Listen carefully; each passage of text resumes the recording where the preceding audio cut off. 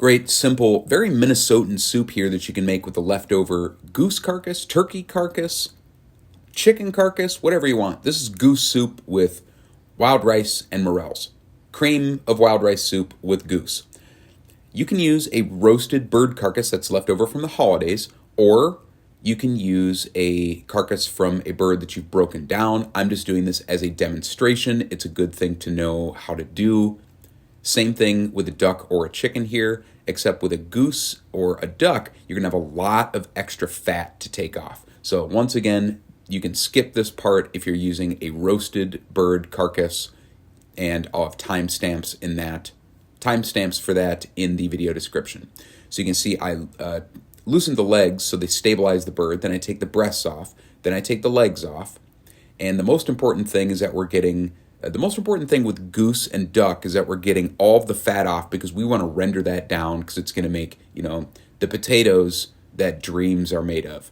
There you can see I'm taking the neck off and that kind of back fat, and the neck is really good for stuffing if it is kind of intact.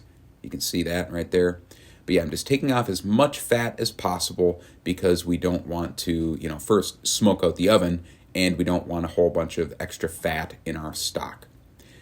Now, here is kind of the really important part, is that we're cutting. I'm using a pruning shears. I couldn't find my kitchen shears or my poultry shears, but we're going to cut the neck and the carcass into smaller pieces so that they're evenly sized, so that they cook evenly, and that they allow us to make a stock using less water than if we just put the whole carcass into a crock pot, which you can totally do.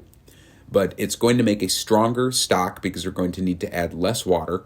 And this is not an exact science. You can see you're going to be getting, your hands all filled with goose and poultry. But basically, we're just taking the shears, and I'm also using a 150 millimeter carbon petty knife to break the carcass down into just manageable pieces that are of a roughly equal size. You could also just hack at it with a meat cleaver.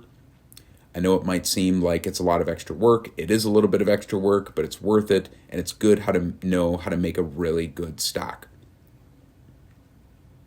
There's the pieces all cut up. You can see they're just kind of roughly even sized. We're going to put them on a baking sheet and roast them. I'm not going to go over making the stock from start to finish. They're nice and golden brown, about 400 for like 30 to 45 minutes. Now put them in a crock pot. Crock pot is your best bet for making a really good stock that doesn't boil and emulsify the fat at home. Add some vegetables, add some water, add a bay leaf, go. Carrot, onion, celery, easy money there. Okay, building the soup. So this is a basic cream of wild rice soup, with the exception that I personally add the roux near the end of cooking, but you can totally add the flour after the vegetables have been cooked here. But adding it at the end just really ensures that you're not going to have any lumps. You can see I took a little bit of bacon and cooked the fat out. Now I'm going to take small diced leek, onion, carrot, celery, a little bit of parsnip, that's optional. And another secret here is that we really want to cook the vegetables down until they are absolutely cooked and tender. And if you want to add your roux, you would add flour now, cook that for a little bit, and then add your goose broth or duck broth or chicken broth. We're going to add some dried morels and the dried morel soaking liquid. I just soaked those in the goose broth. You could use fresh mushrooms too, that's totally fine. And then once that is simmering, we're going to add our wild rice. Important to know your types of wild rice. This is Manuman, also known as parched wild rice. I'm actually going to add a little bit more.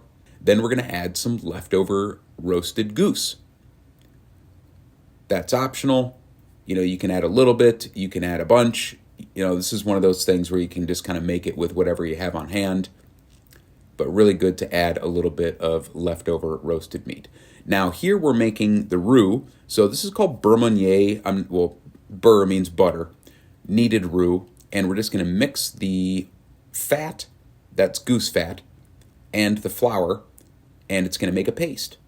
And then we just stir that into the soup. This is so easy. We do want to make sure that we cook it a little bit to take the raw taste of the flour off, but we just add that all to the soup, stir that around, bring it to a simmer, and this is going to stabilize the soup and really help us get a nice creamy emulsion. Wild rice soup, one of my pet peeves is when it is too loose. It should be nice and thick like a stew. So once that flour is activated, now we can add the cream. And the roux there is going to ensure that it's smooth and creamy, and it's not going to break. We can still simmer it for a little bit if we need. But that's basically it. Season it with a little bit of salt and pepper. Make sure it tastes good to you. It'll taste way better the next day, like most soups. Garnish it with a little parsley, and that's all it needs. Just a simple cream of wild rice and mushroom soup you can make with goose, duck, leftover chicken carcass, any kind of poultry. Full recipes on my website. There's a link at the top of the video description for that. Thanks for watching.